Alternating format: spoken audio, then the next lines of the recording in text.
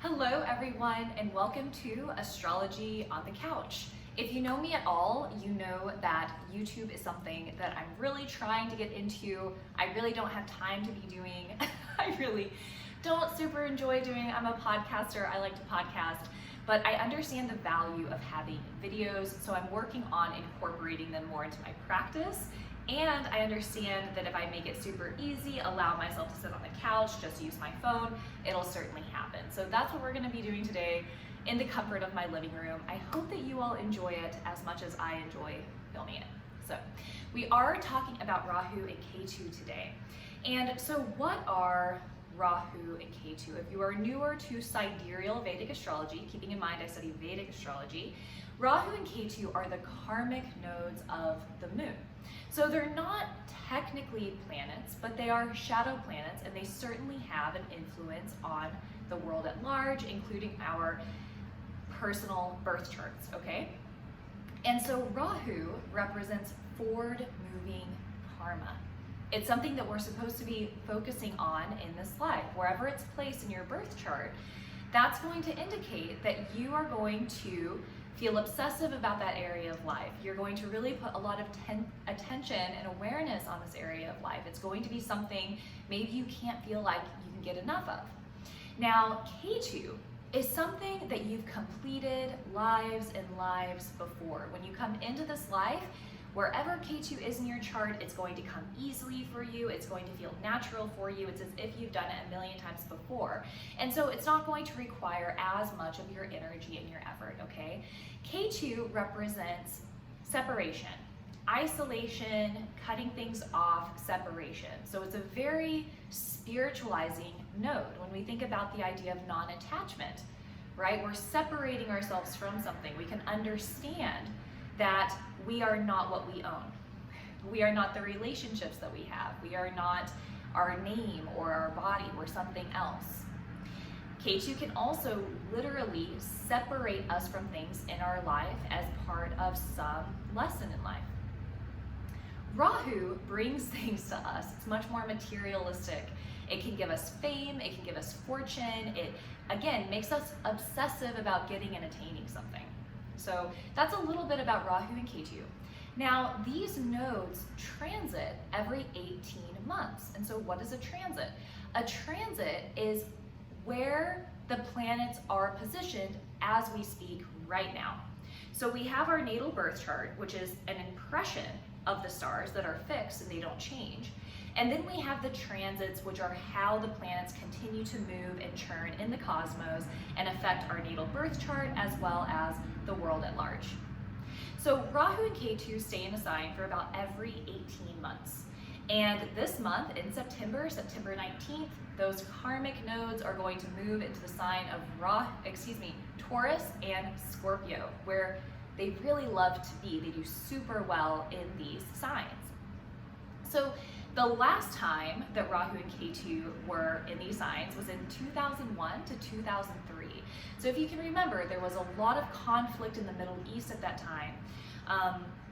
And I'm not saying that we're going to have a bunch of conflict abroad. I don't think that at all. But this first little portion of the Rahu-Ketu transit is going to be pretty intense. And partially because Ketu is going to be moving into Scorpio, into the nakshatra of Jyeshta. It's a notoriously difficult nakshatra, ruled by Mercury, which we'll get into. And Rahu is going to move into Mrigashira in Taurus, ruled by Mars. And we know that Mars is about to retrograde. If you're interested in learning more about how Mars retrograde is going to influence you, I do have a podcast on it at AstrologyNow podcast, so you can listen to it. I go through all the signs and what it might mean for you. So because Mrigashira is ruled by Mars and Mars is about to retrograde, this of course is going to bring forth some of that violence, anger, aggression, etc. And so I'm not necessarily doing any world predictions on this. I plan to just stick to the signs. So let's go ahead and get into that. I have my computer next to me. I'm a visual learner. So if I can see it, I can give a little bit better of a prediction. So if you are an Aries ascendant or an Aries moon, you can look at your transits from your ascendant as well as your moon sign. Both of them are going to be important. So if you are an Aries ascendant or an Aries moon, Rahu will be moving into your second house and Ketu will be moving into your 8th house. If you study with me, you know that both of these actually have to do with finances. So the second house is going to be our early family life. It also has to do with our day-to-day paycheck, how we make money. The 8th house, it represents deep transformation and spirituality. It can represent loss to an extent. It also represents money through other people. So if you are an Aries moon or an Aries ascendant, I do recommend putting forth effort, making sure that you're making your own money. Having Ketu in the 8th house isn't going to be the best placement for making money through other people. It's going to be a phenomenal placement for spiritual awakening, practicing meditation, having deep spiritual encounters through your meditation. The 8th house is yoga and astrology and kundalini. Ketu, of course, allows us to have this awareness of separation, if that's how we're choosing to channel it. So making sure you're staying up to date on your spiritual practices, meditating, paying attention to the subconscious mind. It's a great time to get to therapy as well. I'm always going to push therapy though. If you are a Taurus ascendant, Rahu is going to be in your 1st house and Ketu will be in your 7th house. So of course this is going to impact you and how you view relationships. With Ketu being in the 7th house, I'm going to be honest, it's not the easiest placement for relationships. It could offer a great spiritual awakening through relationships.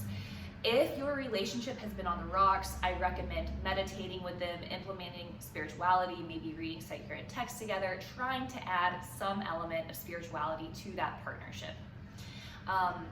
Otherwise, there might be some of this disconnect and separation and difficulty with them.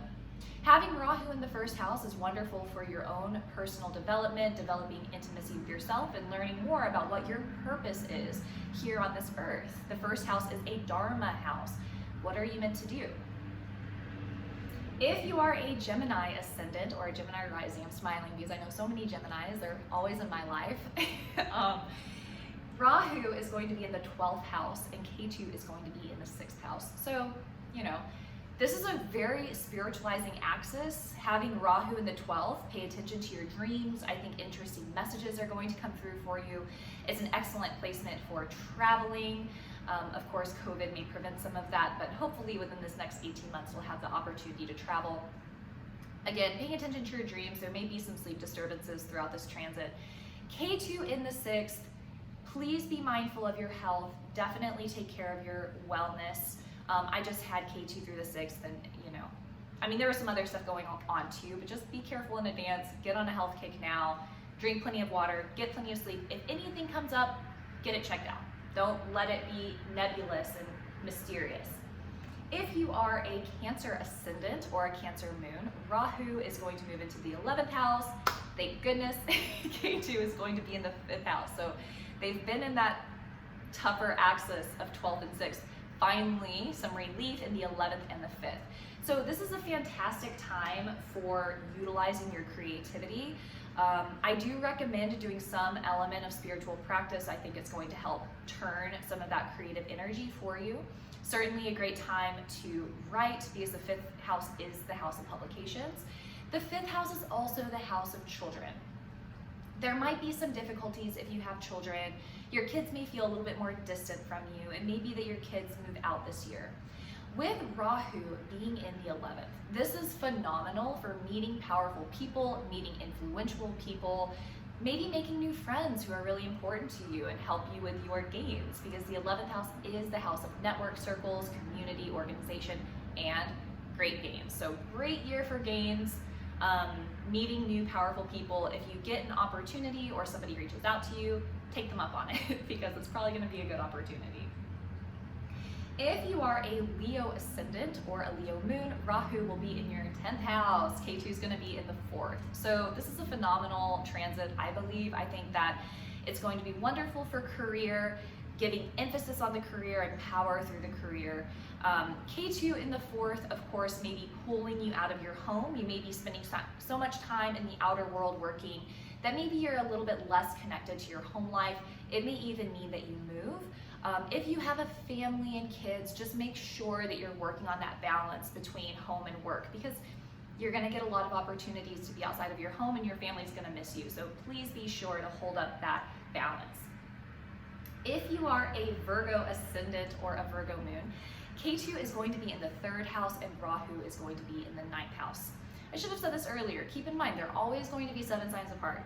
Rahu and Ketu are always going to turn 7 signs apart. So Virgo, Ketu is going to be in the 3rd, Rahu is going to be in the 9th. Both of these houses are of education. They have to do with learning and expanding the intellect. So this is a wonderful time to pick up a new class, take something online, do a coaching course. You may do a yoga training or an astrology course to learn more about astrology. It might be that you want to take a writing course. It would be a great time to do any type of writing or speaking. That'd be great. Traveling is going to feel very alluring for you. You're going to be much more inclined to travel in these next 18 months, and connecting with that higher sense of purpose that the 9th house gives. It gives you the sense of dharma and purpose. It's a very fortunate house. 9th, Rahu going through the 9th is a great placement.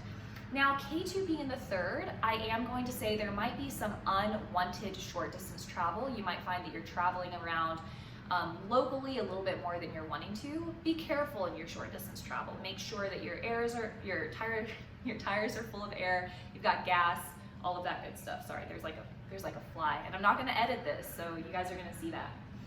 If you are a Libra ascendant or a Libra moon, you're going to get that 2nd, 8th house axis. So Ketu is going to be in the 2nd house, Rahu is going to be in the 8th. Opposite of Aries, right? So you may find that you're making money through other people. You get opportunities through other people. Another excellent time for spirituality, studying spirituality, meditation, personal transformation. All of these are 8th house matters, and Rahu is going to bring so much energy and force into those places. So if you don't have a meditation practice or a spiritual practice now, certainly I recommend it. It's like a prime time for personal transformation. So certainly take advantage of it. With Ketu being in the 2nd, you might find that it's a little bit more difficult to make money through your own effort, but I don't think that you're going to have a problem, honestly. Just make sure that you're taking those opportunities through other people, okay? If you are a Scorpio ascendant, you're going to have Ketu in the 1st house and Rahu in the 7th house. So of course this is going to influence you, your intimacy, and your relationships with others. Having Ketu in the 1st, I always want to take the spiritualizing route, right? Because Ketu is going to give the opportunity for spiritualization. With Ketu in the 1st, you might find that you're not as social as usual. You might feel yourself pulling back. You might feel kind of isolated from other people. It could be that you're so involved in your spiritual practices that you're just shutting yourself off from the world and doing your thing. That's probably a really good way to channel this energy. Having Rahu in the 7th, you might have really interesting opportunities for partnership. Partners who are very unusual, they may be from a foreign land, they're going to be very different from you in some way. I do want to give the warning that having Rahu in the 7th may bring conflict with partners. It may feel a little hard to handle at times. So just being aware of it in advance, and then you'll know how to navigate the energy, making sure you're channeling it in a positive way and understanding that people are people, and sometimes there are ups and downs. It's just the way that it is. If you are a Sagittarius ascendant or a Sagittarius moon, Ketu is going to move in the 12th house and Rahu is going to move into the 6th. Again, please pay attention to your health. Having Rahu in the 6th can also bring some of that strange health stuff to the surface, for lack of better words. So certainly be mindful, take care of yourself, go to the doctor if anything comes up. It's also a wonderful time for serving other people, feeding black dogs, feeding black birds, taking care of black animals, treating them very well. This is great for having Rahu in the 6th. Okay, so taking care of animals might help be a little bit of a remedial measure for this time. But again, if health stuff comes up, go to the doctor. Start taking care of yourself now. If you have Ketu in the 12th, if you're a Sagittarius ascendant or moon, having Ketu in the 12th, this is a wonderful placement. If you're born and you have Ketu in the 12th, excellent placement for spirituality and spiritual pursuits. So this transit it kind of like sets the foundation to have spiritual awakening. It's giving you the opportunity. Are you for sure going to have some type of spiritual awakening? No, but the possibility is more likely during this transit. So again, if you've been wanting to take steps towards spiritual pursuits or implement a yoga practice or a mantra practice, now is a fantastic time. I do want to say that this can also bring interesting dreams and sleep disturbances. So if you're prone to nightmares, you might want to go see an alternative doctor of some sort and see if they can give you herbs to help you sleep. You might start having some interesting dreams come through, but if you're interested in that, it's going to be an awesome time to get messages through your sleep. So maybe practice lucid dreaming or doing these different dream practices that they have. If you Google practices to remember my dreams, so much interesting stuff comes up. So prime time to do that as well. Keep a dream journal, note down what goes on. You might be surprised. If you are a Capricorn moon or a Capricorn ascendant, Rahu is going to be in the 5th house and Ketu is going to be in the 11th house. So, you might find that this is a time that you cut people out of your life. You might have friendships that have been dragging on. Maybe you've had friends that have been like frenemies or people who you haven't gotten along with super well. It might be time for you to create distance with them, set clear boundaries with yourself in regards to those relationships. Letting go of friendships may be something that occurs at this time. Now, it may also be that you meet people who you felt like you've known your entire life. I should say that about Taurus as well. Having Rahu in the 1st and Ketu in the 7th, you may meet a partner who is a very karmic partner. Someone who you feel like you've known before, who you're meeting again to resolve some of this past karma. So with this placement for Capricorn, Ketu in the 11th, you may meet friends who you're swearing that you've known them before. They might be very resonant with you, and they may carry a particular karma that you're supposed to resolve. So make sure that you treat them well, everything is understood. If any misunderstanding arise, make sure that you work it out and communicate with them about it, kind of heal any of that karma that's coming up. With Rahu in the 5th, excellent time for writing, publication, utilizing your creativity. It could also be positive for children and interacting with children as well. If you are an Aquarius moon or an Aquarius rising, Rahu is going to be in your 4th house and Ketu is going to be in your 10th house. So you might experience some type of a career change. You might feel a little bit less drawn to your career in some way. It could be that there are just some difficulties at work, maybe some ups and downs. Having Rahu in the 4th house is very powerful for harnessing your own sense of inner security, because that's what the 4th house represents as well, is your inner sense of security, your inner foundation, your inner emotions. You may find new ways and innovative ways to express your emotions. This could also be an interesting time for your mother, so certainly watch out for the relationship with your mother as well. In regards to the career, I do recommend just reevaluating what you're wanting out of your job, what you're wanting to do with your life. It may be a time where you actually get more karmically aligned with what you're supposed to be doing. If you are a Pisces ascendant or a Pisces moon, Ketu is going to be in the 9th house and Rahu is going to be in the 3rd house. So again, we have those educational axes going. Wonderful time to take a course, involve yourself in education. With Ketu moving through the 9th, it's possible that you've been working on your education and you finally finish it and it's done. That could happen. It worked for me that way, so maybe it will work for you that way as well. Ketu through the 9th can also bring issues for the father, so a father figure, male teachers.